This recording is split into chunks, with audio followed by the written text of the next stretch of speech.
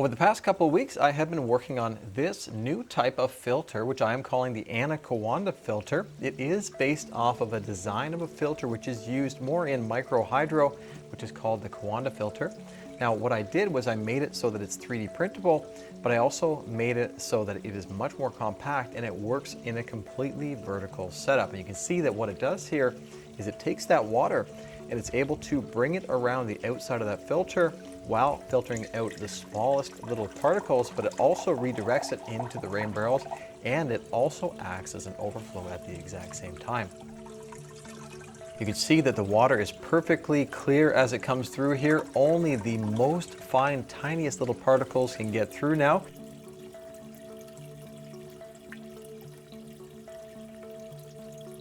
And that is because I was able to incorporate a very simple but effective stainless steel mesh on the inside using these interior 3D printable kind of pressure clamps, which are made from a harder TPU.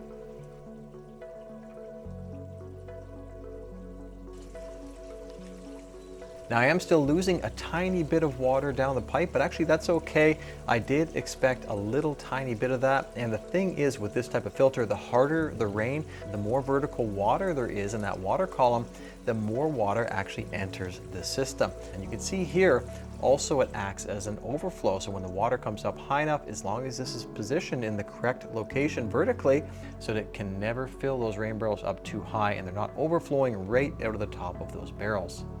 And what you're seeing here is all of the water I was able to capture during one of the most intense storms that we've had all summer long. Unfortunately, I wasn't able to get out and film during that storm. It was just way too wet and way too windy, but we've got a little tiny bit of rain that's still coming down. This has been a really fun and also challenging project. And if you're interested in checking out the full series and the progression of how I started all the way up to how we got this result, I will have the links down there below for those videos as well. Overall, I'm very happy with this system. Obviously, this one is printed in a whole bunch of different materials and a whole bunch of different colors. The final version, after I've tested this over a long period of time, is probably going to be printed with something to blend in better with the wall. If you'd like to try this for yourself, I will have a link down there below, and it is free for you to download as well. I'm Mike. This is Need It Make It. Thanks for watching, and I hope to see you on the next one.